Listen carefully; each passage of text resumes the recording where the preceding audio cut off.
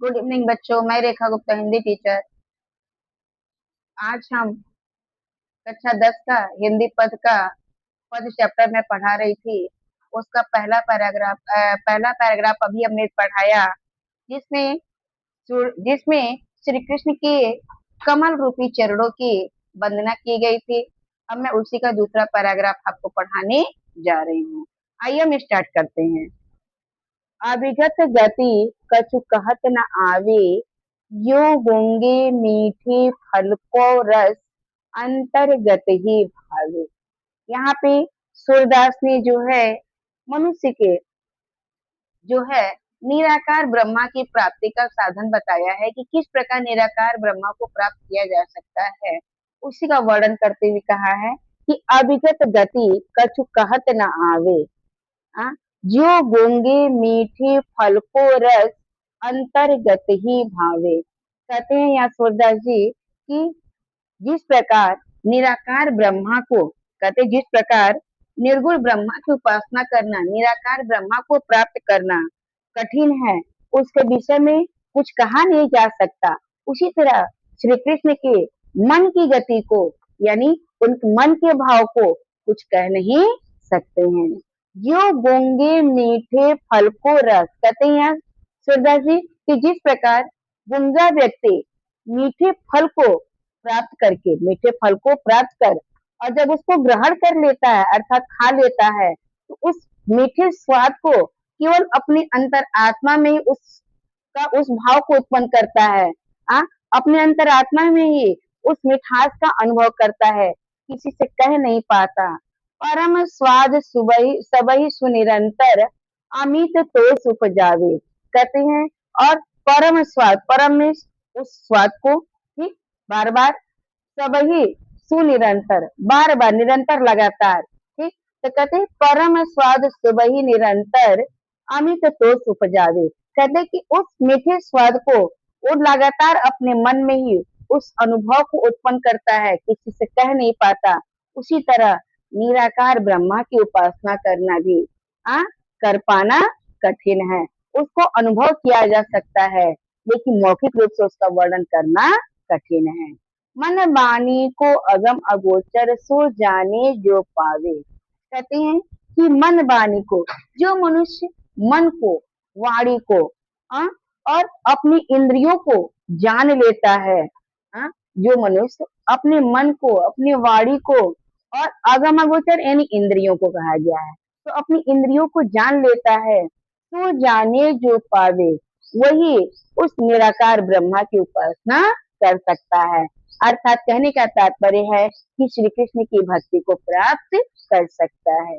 रूप रेख गुण जाति जुगत बिनु, नीरालंबत कित धावे, सब विधि अगम विचार ही, ताति सुर सगुन पद गावे। कहते हैं यहाँ सूरदास जी कि सूरदास जी कहते हैं कि उस निराकार ब्रह्मा का ना कोई रूप है, ना कोई आकृति है, ना कोई गुण है, ना कोई जाति है, यानी संपूर्ण संसार में जो उसकी भक्ति में लीन हो जाता है। जो कहते हैं यहाँ फिर से देख लीजिए बच्चों कि उस निराकार ब्रह्मा का ना कोई रूप है, ना कोई आकृति है, ना कोई गुण है, ना कोई जाति है, बल्कि संपूर्ण संसार, युग युग में संसार, संपूर्ण संसार में जो मनुष्य जितना अधिक उसके भाव में, उसकी भक्ति में दौड़ लगाता है, वो उतना ही अधिक उस भाव को, उस भक्ति को अर्थात श्री कृष्ण की भक्ति को प्राप्त कर लेता है।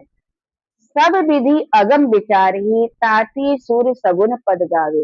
इसलिए सूरदास जी कहते हैं, यहाँ पे सूरदास जी कहते हैं लास्ट पैराग्राफ में कि सूरदास जी कहते हैं कि मैंने सभी विधियों से, विधि में उपाय, तो मैंने सभी विधियों से, सभी उपायों से अगम विचारी और आगे, यानी अपनी इंद्रियों को बस में करके और विचार करके मैं सूरदास उस श्री कृष्ण के सगुण पद को, यानी श्री कृष्ण की लीला पद का गान करना ही उचित समझता हूँ। बच्चों आपको समझ में आया? यदि समझ में आया हो तो मेरे चैनल को सब्सक्राइब कर दीजिएगा। अब आइए, हमने बताया ना कि बच्चों कि ये very very most important paragraph है आपके हाई स्कूल बोर्ड के लिए, यूपी बोर्ड के लिए। बच्चों ये very very most important paragraph है, इसलिए आइए हम लोग इसका काव्य का सौंदर्य, जैसे हमने बच्चों कहते हैं बताया हमने कि ये very very most important paragraph में, क्योंकि बोर्ड एग्जाम में हमेशा अक्सर ये पूछता रहता है। ठीक है, तो आइए हम पूछते हैं इसका, हम आपको काव्य का सौंदर्य बता देते हैं ताकि आपको इसके किसी प्रश्न में दो दो नंबर का प्रश्न होता है बेटा, यदि एक क्वेश्चन भी गलत होता है तो आपका 2 नंबर माइनस हो जाता है। इसलिए इसके काव्यगत सौंदर्य को, चाहे उस क्वेश्चन में रस पूछता है, छंद पूछता है, अलंकार पूछता है, आ, चाहे गुण पूछता है, चाहे शैली पूछता है, तो आपको कोई दिक्कत न हो, इसलिए मैं आपको काव्यगत सौंदर्य भी बता देती हूँ। और यदि काव्यगत सौंदर्य पूछता है प्रश्न में तो आपको ये पूरा ही लिखना पड़ेगा। आइए देखते हैं इसका काव्यगत सौंदर्य। सबसे पहले बताया था कि हमने सबसे पहले इसमें 5 6 से 7 लाइन होती है। तो सबसे पहले हम भाषा को लिखते हैं कि किस भाषा में लिखा गया है, तो आपको बताया थी श्री कृष्ण का ब्रज में निवास है, वहीं पर उनकी लीला का गान हुआ था, तो उन्होंने साहित्यिक ब्रज भाषा का वर्णन है। शैली इनकी क्या है, हमने बताया था ना कि संपूर्ण रूप से निराकार है, ब्रह्मा में जगत है, व्याप्त है। ठीक, तो उनकी शैली क्या है, बिल्कुल मुक्त है। और गुण क्या है, उनका गुण प्रसाद है, वो खुद हमें दया भाव देने वाले हैं, इसलिए उन्होंने प्रसाद गुण का वर्णन किया है। और रस में उनकी क्या है, श्री कृष्ण का ही वर्णन है, वो तो ईश्वर है ही है, आराध्य है ही है, भगवान है ही है, तो उन्होंने इसमें भक्ति रस का हुआ है। और छंद में गेयात्मक यानी गीतात्मक है कि वही गाया हुआ छंद है।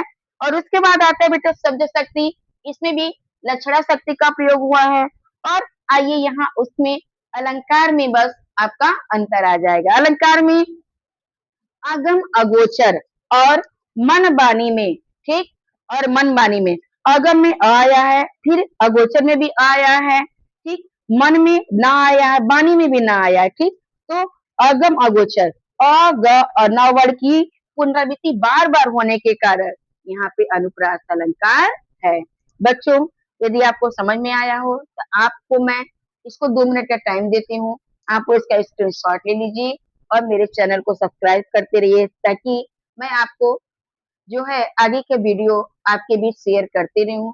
धन्यवाद बच्चों, राधे राधे। सही है।